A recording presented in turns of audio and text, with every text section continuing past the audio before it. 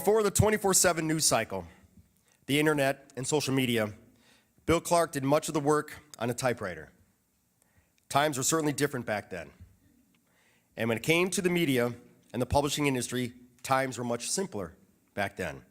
But Bill Clark found his niche in magazine journalism upon returning from World War II. Let's take a look.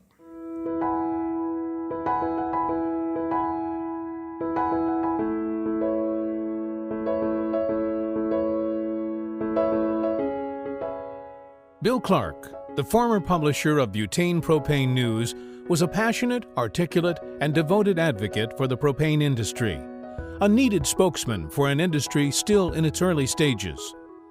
Much of Clark's leadership and love for the industry was borne out on an old manual typewriter, on which he would type with 2 fingers at an impressive pace.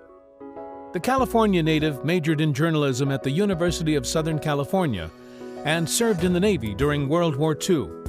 After the war, Clark hit his stride as an editor, working first for Gas Magazine in Los Angeles before beginning a long, fruitful career covering the propane industry for BPN.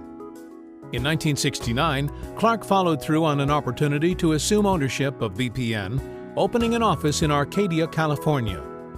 The magazine became a family affair, as Clark's wife and daughters helped in the areas of circulation, production, and overall moral support.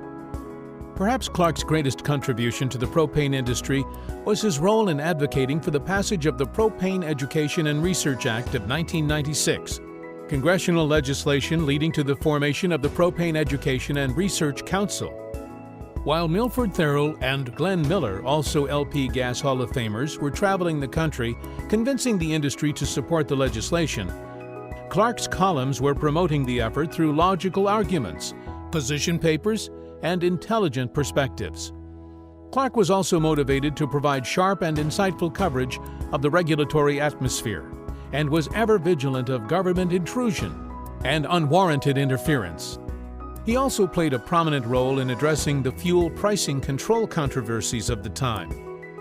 Through it all, Clark told his stories with a marketer's simple approach to complex issues. His advice and counsel were widely sought by propane industry leaders, and he often provided ideas and strategies for facing industry challenges and capitalizing on opportunities. Clark, who devoted about 60 years of his life to covering the energy industry, died in 2005 at the age of 88. The magazine remains in his family.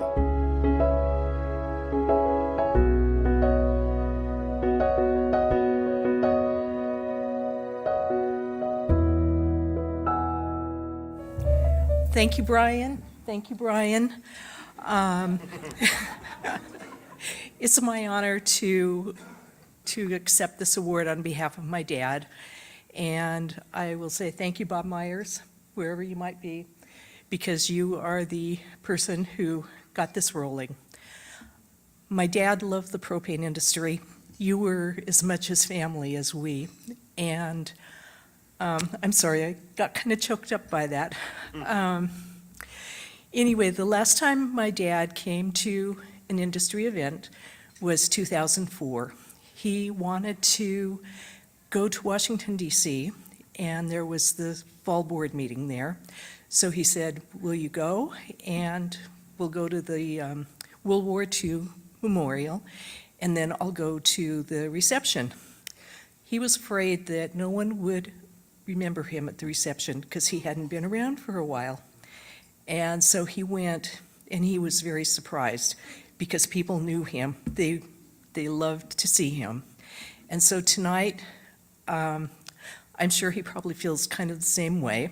And I feel like I have my dad, my mom, and Milford and Glenn all looking down on us and celebrating as we celebrate my dad tonight. So thank you.